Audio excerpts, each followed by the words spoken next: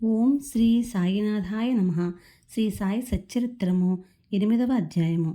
మానవ జన్మ యొక్క ప్రాముఖ్యము, బాబా యొక్క భిక్షాటనము, బాయిజాబాయి యొక్క ఎనలేని సేవ, ముగ్గురి పడక స్థలము, రహతా నివాసి కుశాల్ చంద్. మానవ జన్మ యొక్క ప్రాముఖ్యము. ఈ అద్భుత విశ్వమందు భగవంతుడు కోటాను కోట్ల జీవులను సృష్టించి ఉన్నాడు. దేవ యక్ష గంధర్వాదులు జంతు కీటకాదులు మనుష్యులు మొదలగు వారిని సృష్టించెను. స్వర్గము నరకము భూమి మహాసముద్రము ఆకాశమునందు నివసించు జీవకోటి అంతయు సృష్టించెను. వీరిలో నెవరి పుణ్యం ఎక్కువగునో వారు స్వర్గమునకు పోయి వారి పుణ్యఫలమును అనుభవించిన పిమ్మట త్రోసివేయబడుదురు. ఎవరి పాపం ఎక్కువగునో వారు నరకమునకు పోదురు. అచ్చట వారు పాపములను తగినట్లు బాధలను పొందెదరు. పాపపుణ్యములు సమానమగునప్పుడు భూమిపై మానవులుగా జన్మించి మోక్ష సాధనముకై అవకాశము గావించెదరు. వారి పాపపుణ్యములు నిష్క్రమించినప్పుడు వారికి మోక్షము కలుగును. వేయేల మోక్షము గాని పుట్టుక గాని వారు వారు చేసుకున్న కర్మపై ఆధారపడి ఉండును. మానవ శరీరం యొక్క ప్రత్యేక విలువ. జీవకోటి అంతటికి ఆహారము నిద్ర భయము సంభోగము సామాన్యము. మానవునికివిగాక మరొక్క ప్రజ్ఞ కలదు, అది ఏ జ్ఞానము. దీని సహాయముననే మానవుడు భగవత్ సాక్షాత్కారమును పొందగలడు. ఇంకే జన్మయందునో దీనికి అవకాశము లేదు. ఈ కారణము చేతనే దేవతలు సైతము మానవ జన్మను ఈర్షతో చేర్చెదరు. వారు కూడా భూమిపై మానవ జన్మమెత్తి మోక్షమును సాధించవలనని కోరెదరు. కొంతమంది మానవ జన్మము చాలా నీచమైనదనియు చీము రక్తము మలములతో నిండియుండిననియు తుదకు శిథిలమై రోగమునకు మరణమునకు కారణమగునని అందరు. కొంతవరకు ఇది కూడా నిజమే. ఇన్ని లోపములున్నప్పటికీ మానవునకు జ్ఞానమును సంపాదించు శక్తి కలదు. శరీరముండుట చేతనే మానవుడు తన దేహము యొక్క జగత్తు యొక్క అనిత్యత్వమును గ్రహించి ఇంద్రియ సుఖముల పట్ల విరక్తి పొంది నిత్యానిత్య వివేకముతో కడకు భగవత్ సాక్షాత్కారమును పొందుచున్నాడు. శరీరము మలభూయిష్టమైనదని నిరాకరించినచో మోక్షము సంపాదించే అవకాశము పోగొట్టుకునేదము. దేహమును ముద్దుగా పెంచి విషయసుఖములకు మరగనిచో నరకమును పడదము. ఉచిత మార్గమేమన దేహమును అశ్రద్ధ చేయకూడదు, దానిని లోలత్వముతోనూ పోషించకూడదు. తగు జాగ్రత్త మాత్రమే తీసుకొనవలెను. గుర్రపు రౌతు తన గమ్యస్థానము చేరు వరకు గుర్రమును ఎంత జాగ్రత్తగా చూచుకొనునో అంత జాగ్రత్త మాత్రమే తీసుకొనవలెను. ఈ శరీరమును మోక్ష సాధన లేక ఆత్మ సాక్షాత్కారము కొరకు వినియోగించవలెను. ఇదియే జీవుని పరమావధి అయి ఉండవలెను. భగవంతుడు అనేక జీవులకు సృష్టించినప్పటికీ అతనికి సంతృష్టి కలగలేదట. ఎందుకనగా భగవంతుని శక్తిని అవేవియూ గ్రహించలేకపోయినవి. అందుచేత భగవంతుడు ప్రత్యేకముగా మానవుని సృష్టించెను. వానికి జ్ఞానం అనే ప్రత్యేక శక్తి ఇచ్చెను. మానవుడు భగవంతుని లీలలను అద్భుత కార్యములను సేముషి విజ్ఞానమును చూచి పరవశమొందినప్పుడు భగవంతుడు మిక్కిలి సంతృష్టి చెంది ఆనందించును. అందుచే మానవ జన్మ పొందుట లభించుట గొప్ప అదృష్టము. బ్రాహ్మణ జన్మ పొందుట అందులోనూ శ్రేష్టము. అన్నిటికంటే గొప్పది సాయిబాబా చరణార విందములపై సర్వస్వ శరణాగతి చేయని అవకాశము కలుగుట. మానవుని విద్యుక్త ధర్మము. మానవ జన్మ విలువైనదనియు దానికెప్పటికైనాను మరణము అనివార్యమనియు గ్రహించి మానవుడు ఎల్లప్పుడూ జాగరూకుడై ఉండి జీవిత పరమావధిని సాధించుటకై యత్నించవలెను. ఏమాత్రమును అశ్రద్ధ గాని ఆలస్యము గాని చేయరాదు. త్వరలో దానిని సంపాదించుటకు యత్నించవలెను. భార్య చనిపోయినవాడు రెండవ భార్య కొరకు ఎంత ఆతురత పడునో, తప్పిపోయిన యువరాజుకై చక్రవర్తి ఎంతగా వెతక యత్నించునో అటులని విసుగు విరామము లేక రాత్రింబవళ్ళు కృషి చేసి ఆత్మ సాక్షాత్కారము సంపాదించవలను. బద్ధకము అలసతము కునుకుపాట్లను దూరమనర్చి అహోరాత్రములు ఆత్మయందే ధ్యానము నిలుపవలెను. ఈ మాత్రము చేయనిచో మనము పశుప్రాయులమగుదుము. తక్షణ కర్తవ్యము. మన ధ్యేయము సత్వరములో ఫలించు మార్గమేమన వెంటనే భగవత్ సాక్షాత్కారము పొందిన సద్గురువును వద్దకేకుట. ఆధ్యాత్మికోపన్యాసములెన్ని వినినప్పటికీ పొందనట్టిదియు ఆధ్యాత్మిక గ్రంథములెన్ని చదివినను తెలియనట్టిదియును అగు ఆత్మ సాక్షాత్కారము సద్గురుల సాంగత్యముచే సులభముగా పొందవచ్చును. నక్షత్రములన్నీ కలిసి ఇవ్వలేని వెలుతురును సూర్యుడెట్లు ఇవ్వగలుచున్నాడో అట్లనే ఆధ్యాత్మికోపన్యాసములు గ్రంథములు ఇవ్వలేని జ్ఞానమును సద్గురువు విప్పి చెప్పగలడు.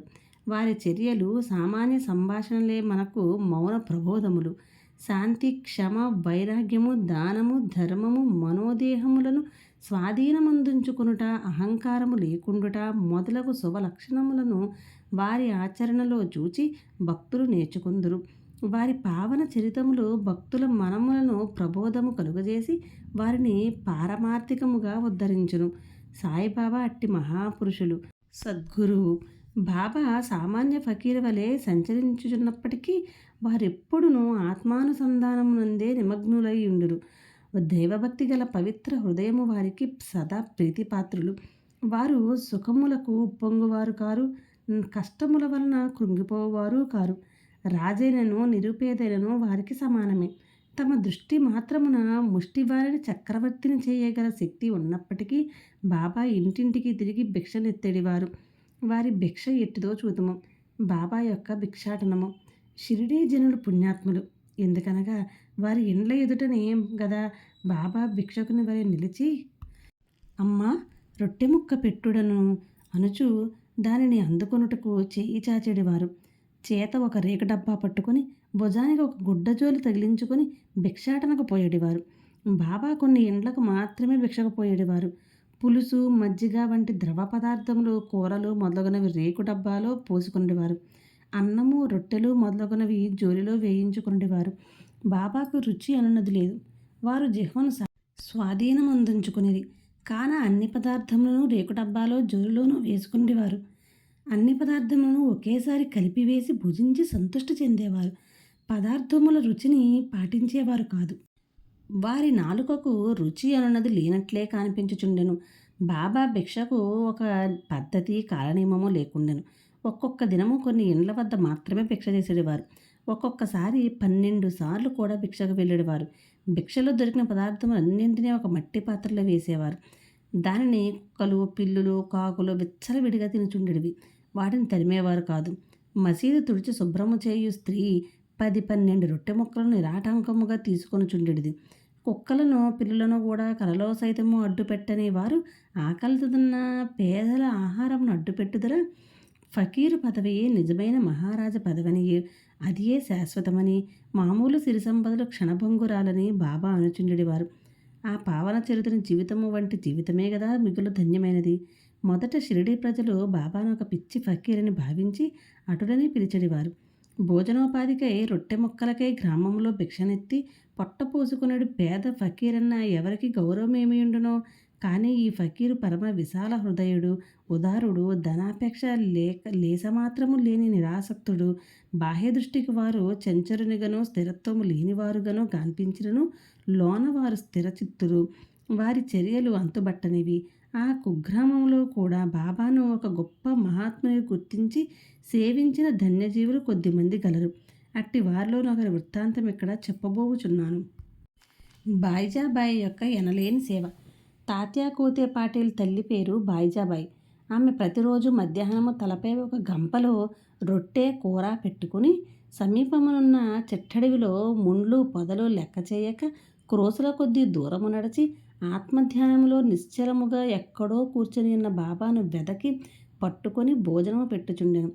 బాబాకు సాష్టాంగ నమస్కారం చేసి వారి ఎదుట విస్తరొకటి వేసి తాను తెచ్చిన రొట్టె, కూర మొదలగు భోజన పదార్థములు వడ్డించి కొసరి వాటిని బాబాచే తినిపించుచుండెను.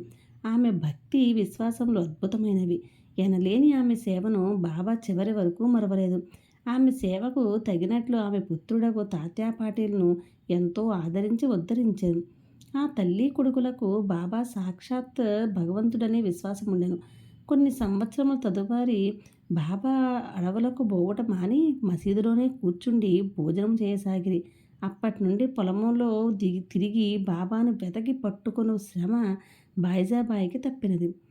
ముగ్గురి పడక స్థలము. ఎవరి హృదయముందు సదా వాసుదేవుడు నివసించుచుండునో అట్టి మహాత్ములు ధన్యులు. అట్టి మహాత్ముల సాంగత్యము లభించిన భక్తులు గొప్ప అదృష్టవంతులు. తాత్యా కోతే పాటీలు, మహల్సాపతి ఇద్దరూ అట్టి అదృష్టశాలులు. బాబా వారిరువురిని సమానముగా ప్రేమించడివారు. బాబా వారిరువురితో కలిసి మసీదులో తమ తలలను తూర్పు పడమర ఉత్తరముల వైపు వేసి మధ్యలో ఒకరి కాలు ఒకరికి తగులునట్లు పండుకొనిడివారు. ప్రక్కలు పరుచుకొని వానిపై చతికిలబడి సగము రేయి వరకు ఏవేవో సంగతులు ముచ్చటించుకునేవారు.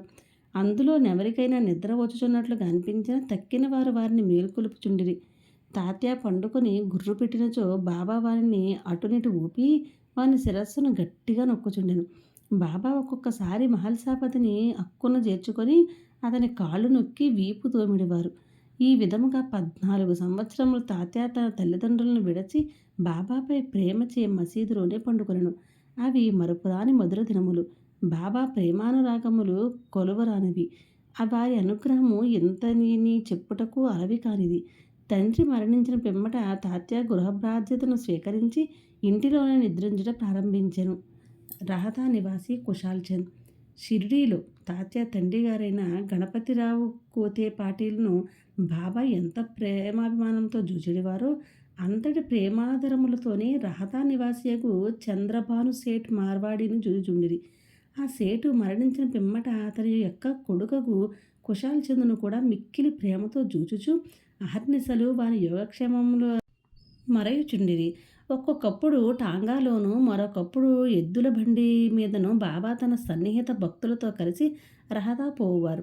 రహతా ప్రజలు బాజాభజంతులతో ఎదురేగి బాబాను గ్రామ సరిహద్దు ద్వారము వద్ద దర్శించి సాష్టాంగ నమస్కారములు చేసిడివారు. తరువాత మహావైభవముగా బాబాను గ్రామములోనికి సాదరముగా తీసుకుని వెళ్ళిడివారు.